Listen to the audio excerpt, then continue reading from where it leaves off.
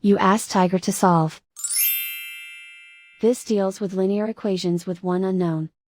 The final result is x equals 1. Let's solve it step by step. Simplify the expression. Expand the parentheses.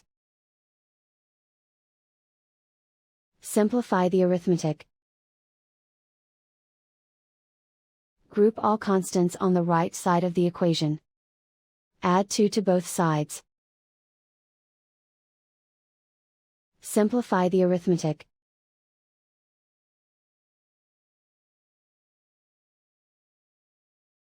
Isolate the x. Divide both sides by 2. Simplify the fraction.